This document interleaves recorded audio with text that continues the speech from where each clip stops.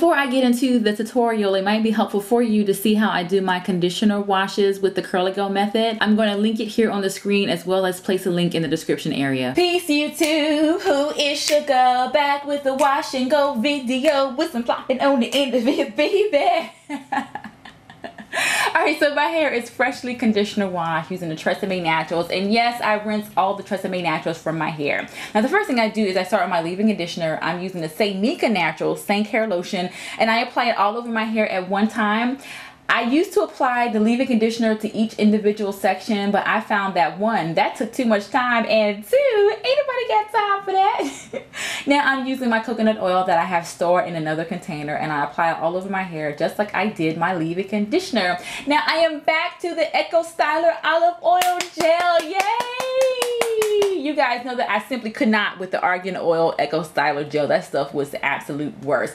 Now I'm starting with relatively large sections of hair. I find that I can use these big old sections and my hair still look just as fabulous. Now I take some of the gel and I apply it to my fingertips, and what I'm doing is I am finger combing the gel through my hair so that my curls, coils, or naps, or whatever you want to call it, clumps together. Now if you run into tangles with your hair, do not rake your fingers through, because although you're not using a tool, you can suffer some hair loss, and we don't want any of that. Once I have my hair to my liking, I take my hair, sandwich it in between my fingers, slide it down, and for me it helps the hair clump together, right? Girl, yes bam, you better do it and be fabulous. So that we're not going to be here for 11 hours, I decided to not record the entire process. It takes me about 45 minutes to do my entire head. Now I am to the front here. If you find that your hair starts to dry, you may have to mist it with a little bit of water. That's what I had to do.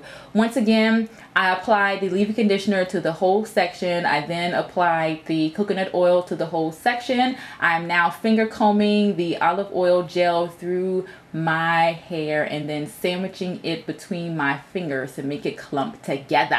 If you have a center part, you may want to apply some gel to your edges to kind of make them lay down a little bit. Don't use your teeth, guys, because if you mess around and have a chipped tooth, you're like, oh my god, I was watching this tutorial and chip my tooth, mess around with sugar and all of that stuff. Alright, so yeah, this is what it looks like when my hair is really damp.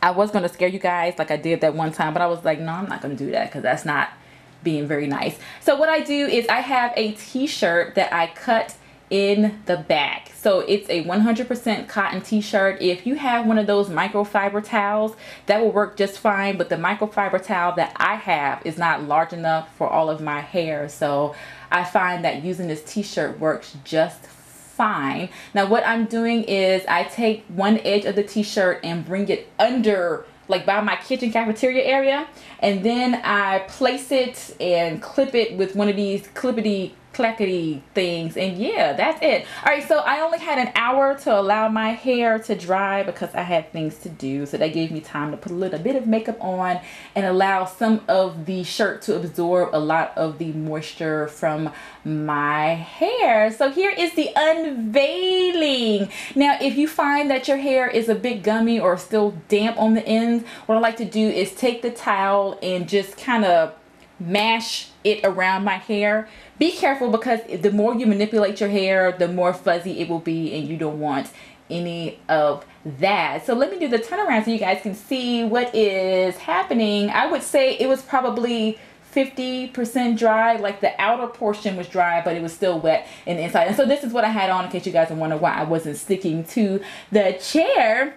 I think it's so cute. So this is what it looks like when it completely dried. It was super hot as hell's fire on this particular day, although it was raining. That was supposed to be me showing you what it looks like when it was raining. So my hair did get a little damp in a few places, but it held up nicely. Now I normally do the pineapple method, but I wanted to try something different with my hair, because I find that when I pineapple my hair, sometimes it's a little too big and it gets weird and smushed on the sides, and I'm not sure if I like that or not. So yeah, I was like, why do I look so bright in this here camera? So I just had to adjust one of the settings here. Now what I do is I split my hair down the middle.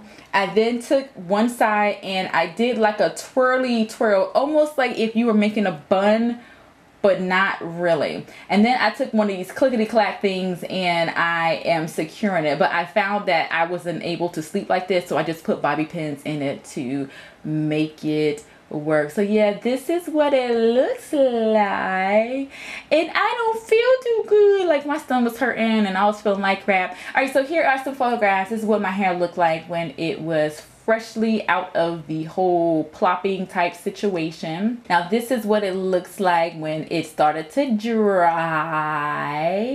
Girl, yes, you better do it. I think it's absolutely gorgeous. You follow me on Instagram and Twitter, you guys saw this already. And this is what it looks like the day after. It was a bit flat, but I still like the results here. As always, thank you so much for watching and supporting, and I'll see you guys really soon. I have an awesome giveaway coming up tomorrow. All right guys, be blessed. Peace.